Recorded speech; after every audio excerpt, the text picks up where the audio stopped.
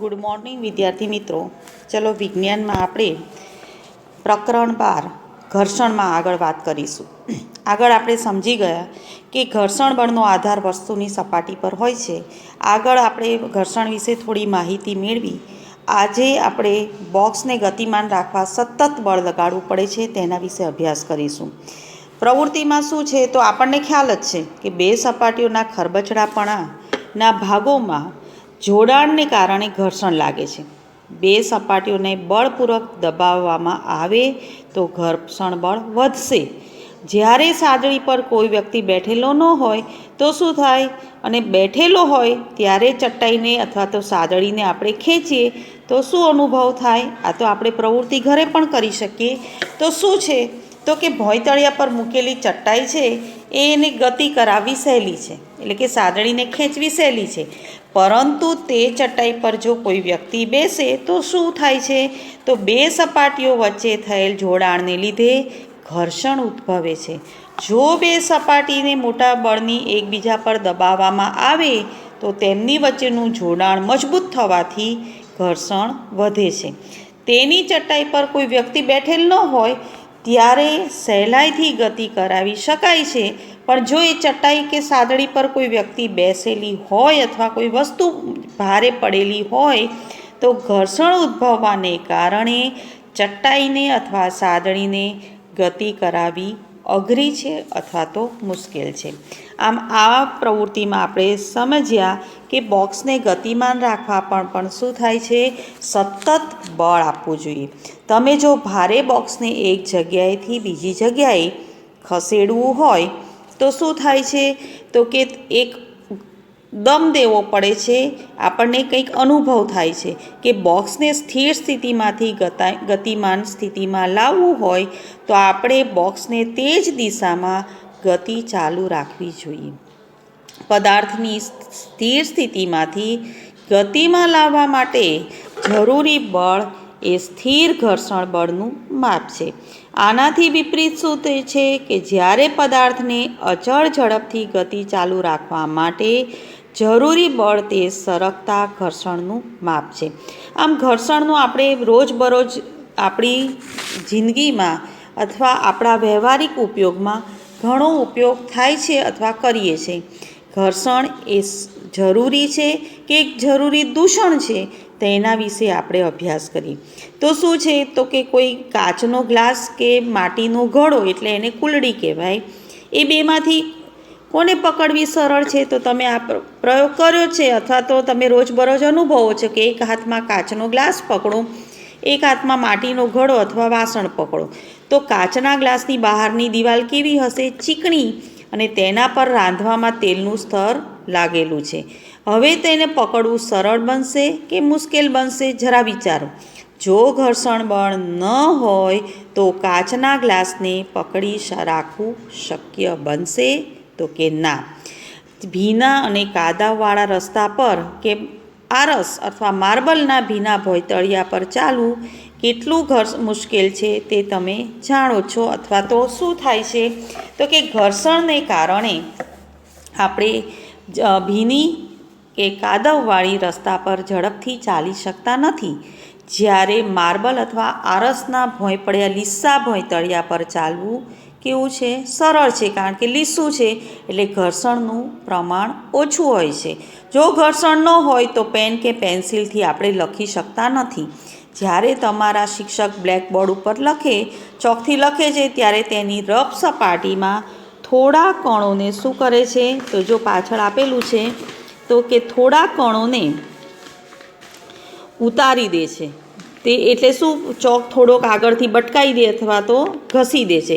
તેથી તે બ્લેકબોર્ડ ઉપર ચોંટી જાય છે. જો ચોક અને બોર્ડ વચ્ચે ઘર્ષણ ન હોત તો આપણે બોર્ડ ઉપર લખી શકત નહીં. આમ જો કોઈ જ ઘર્ષણ ન હોય તો કોઈ વસ્તુ ગતિ શરૂ કરી દે તો તે ક્યારેય રોકાશે નહીં. તમે ક્રિકેટ રમો છો તો ક્રિકેટ રમો એટલે શું કરો?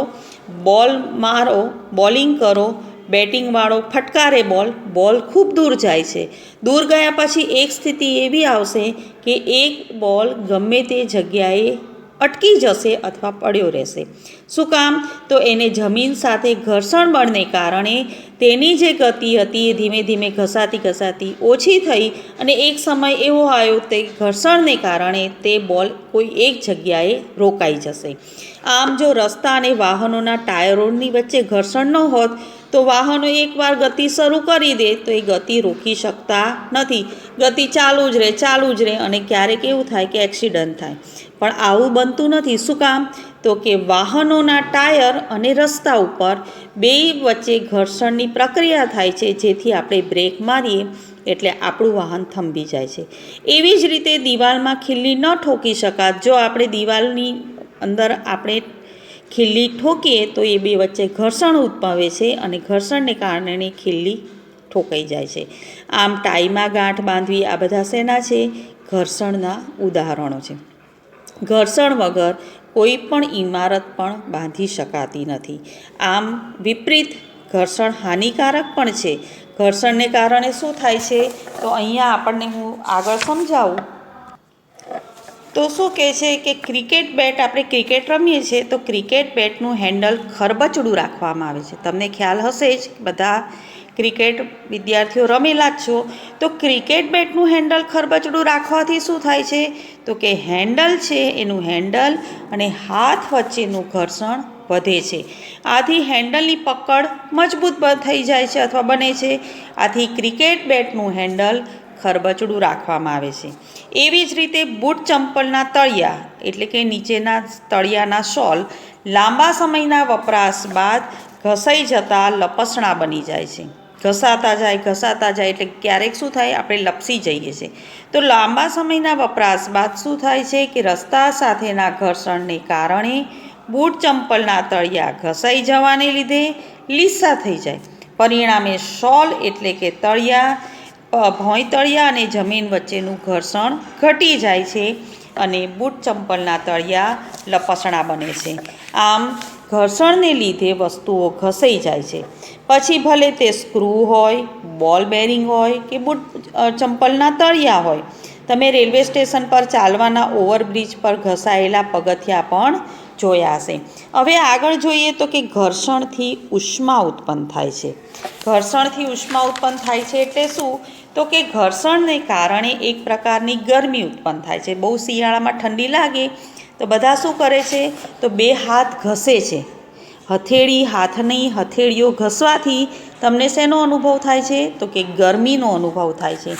આમ હથેળી ઘસવાને કારણે ગરમી ઉત્પન્ન થાય છે. એટલે કે એ પ્રક્રિયા શેને કારણે થઈ? બે હાથની હથેળીના ઘસવાને એટલે ઘર્ષણ ઉત્પન્ન થવાથી ઉષ્મા ઉત્પન્ન થઈ. થોડી મિનિટો સુધી આપણે હથેળીઓને એકબીજા સાથે જોરથી ઘસવાથી તમને આ ગરમી માલુમ પડશે. હવે નીચે છે માચીસની. શું કીધું છે? કે માચીસની દિવાસળી છે એ માચીસની ખરબચડી સપાટી ઘસવાથી ઘર્ષણને કારણે ઉષ્મા ઉત્પન્ન થાય છે અને એ દિવાસળી શું થાય છે? સળગી ઉઠે છે. એવું બીજું ઉદાહરણ ક્યાં છે? તો મિક્સચર હોય, મિક્સચર જારને મિનિટ ચલાવવાથી તેનું જાર અથવા કાચ અથવા પ્લાસ્ટિકને કે સ્ટીલની જાર હોય એ થોડા વખત પછી શું થાય છે? ગરમ થઈ જાય છે. આમ ઘર્ષણને કારણે ઉષ્મા પણ ઉત્પન્ન થાય છે. હવે ઘર્ષણને કારણે આગળ આપણે જોઈએ કે વધારવું કે ઘટાડવું એના વિશે. તો કે આપણે આગળ જોયું કે અમુક પરિસ્થિતિમાં ઘર્ષણ ઈચ્છનીય છે કે આપણે બૂટ ચંપલના સોલ હોય ખરબચડા રાખવા પડે. પછી આપણે ક્રિકેટ રમતા હોય તો બોલ આગળ જઈને ઊભો રહે. કાર, ટ્રક, બુલડોઝરના ટાયરો પણ ખાંચાવાળા હોય. આ બધી જગ્યાએ શું છે? તો ઘર્ષણને કારણે આપણને ઉપયોગી નીવડે છે અથવા ઘર્ષણ ઉપયોગી છે. તો વિદ્યાર્થી મિત્રો, ઘર્ષણ વધારવા માટે શું ઉપાયો કીધા? તો કે ઘર્ષણ વધારવા માટે બૂટ ચંપલના તળિયા અથવા સોલ ખાંચાવાળા રાખવામાં આવે છે. કાર, ટ્રક, બુલડોઝર જેવા વાહનોના ટાયરો પણ કેવા હોય છે? ખાંચાવાળા રાખવામાં આવે છે. વાહનો અને સાયકલની બ્રેક પ્રણાલીમાં બ્રેક પેડ વાપરવામાં આવે છે. કબડ્ડીની રમત તો તમે રમ્યા છો. તો કબડ્ડીની રમત રમતા ખેલાડીઓ શું કરે છે? તો પોતાના હાથ પર માટી ઘસે છે. એવી જ રીતે કસરતબાજ છે એ કસરત કરતી વખતે પોતાના હાથ પર કોઈ બરછટ પદાર્થ લગાડે છે જેથી ઘર્ષણ વધારી શકાય. તો ઘર્ષણ ઘટાડવા શું કરવું જોઈએ? તો ઘર્ષણ ઘટાડવા માટે જો બાજુના જ ચિત્રમાં જોશો તો કે ઘર્ષણ ઘટાડવા માટે કેરમ રમવાની રમતમાં કેરમ બોર્ડ પર ઝીણો બારીક અબરખનો પાવડર છાંટવામાં આવે છે. તો આપણે ઘરે કેરમ રમતા હોય તો આપણે શું કરીએ છીએ કે પાવડર આપણા ઘરે જે હોય એ પાવડર આપણે છાંટી દઈએ છીએ એટલે કૂકરી સહેલાઈથી ખસી શકે. એવી જ રીતે બારી બારણાના મિજાગરાના તેલના થોડા ટીપા નાખવામાં આવે છે. સાયકલ અને મોટર રિપેર કરનારા કારીગરો આ વાહનોની ગતિના ભાગો વચ્ચે ગ્રીસ એટલે કે તેલ લગાવે છે. કેટલાક મશીનોમાં તેના ગતિશીલ ભાગો વચ્ચે તેલ, ગ્રીસ કે ગ્રેફાઇટ લગાડવામાં આવે છે. જ્યારે અમુક મશીનો જેમનામાં ઊંજણ તરીકે તેલનો ઉપયોગ ન કરવાની સલાહ આપવામાં આવે ત્યાં ગતિશીલ ભાગો વચ્ચે હવાના સ્તરનો ઉપયોગ કરવામાં આવે છે તેથી ઘર્ષણ ઘટાડી શકાય. હવે નીચેનો ટોપિક છે ઊંજણ. તો ઊંજણ વિશે હું તમને સમજાવી દઉં તો કે ઊંજણ શા માટે કરવા? ઊંજણ એટલે શું? તો ઊંજણ એટલે શું? તો કે ઘર્ષણ ઓછું કરવા માટે વપરાતા પદાર્થને ઊંજણ કહે છે. સિલાઈ મશીનમાં ઊંજણ તરીકે તેલનો ઉપયોગ થાય છે, જ્યારે દરિયામાં પાણી પર ચાલતા હોવરક્રાફ્ટમાં ઘર્ષણ ઘટાડવા માટે હવાના સ્તરનો ઉપયોગ થાય છે. આમ ઊંજણનો ઉપયોગ કરવાથી કોઈ મશીનમાં ઊંજણનો તેલનો ઉપયોગ કરવાથી તે પદાર્થોમાં તેલને કારણે ઘર્ષણ ઓછું થાય છે અને ગતિશીલ ભાગો વચ્ચે હવાનો સ્તરનો ઉપયોગ કરવામાં આવે એટલે ગતિ ઝડપી બને છે. આમ અહીંયા ઊંજણ વિશે આપણે માહિતી મેળવી. તો વિદ્યાર્થી મિત્રો, પૈડા ઘર્ષણ ઓછું કરી દે છે તેની માહિતી મેળવીએ. તો સૂટકેસ કે અન્ય ભારે સામાન સાથે પૈડા લગાવતા હોય છે અથવા પૈડા લગાડેલા હોય છે. જો અહીંયા આ બાબો છે એ સૂટકેસ વજનવાળી સૂટકેસ છે. એ સૂટકેસ એક જગ્યાએથી બીજા જગ્યાએ લઈ જવા માટે નીચે પૈડાવાળું સાધન છે એના ઉપર આ સૂટકેસ મૂકે એટલે પૈડા સરળતાથી આગળ જાય અને આપણને વજન ઓછું લાગે છે. એટલે કે સરકવાની ક્રિયા કરતાં ગબડવાની ક્રિયા હંમેશા ઘર્ષણ ઘટાડી શકે છે. આમ કોઈ વસ્તુને બીજી વસ્તુ પર સરકાવવા કરતાં ગબડાવવાની સરળ હોય છે અને તે જ કારણથી સૂટકેસ અને ભારે સામાન સાથે પૈડા લગાવવાથી તેને સરળતાથી ખેંચી શકાય છે. આ બાબો છે એ પછી નાનું બાળક આસાનીથી આ સૂટકેસને ખેંચી શકે છે. શું કામ? તો કે પૈડા લગાવવાથી ઘર્ષણનું પ્રમાણ ઓછું, ઘર્ષણ બળ ઓછું લાગે છે અને પૈડું સરળતાથી આગળ જઈ શકે છે. હવે પછીની પ્રવૃત્તિ જોઈએ કે નળાકાર પર પુસ્તકની ગતિ. તો કે નળાકાર પર પુસ્તકની ગતિ છે એ નળાકાર પર પુસ્તકની ગતિ એટલે કે લોટણ ઘર્ષણ સરકતા ઘર્ષણ કરતાં ઓછું હોય છે તેની સમજૂતી મેળવવાની છે. અહીંયા શું છે તો કે આકૃતિમાં જોયું આપણે કે ટેબલ પર એક જાડું પુસ્તક છે. આ પુસ્તકને ધક્કો મારી અને ગતિમાં લાવવાનો પ્રયત્ન કરી તો શું થાય?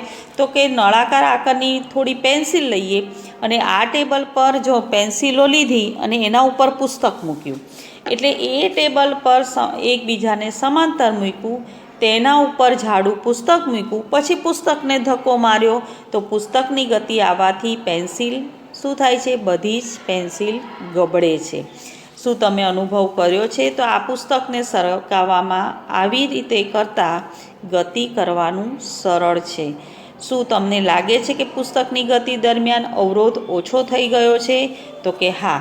સૌપ્રથમ ટેબલ પર મૂકેલું જાડું પુસ્તક હતું એ પુસ્તક ટેબલની ઉપલી સપાટી સાથે સીધા સંપર્કમાં હતું.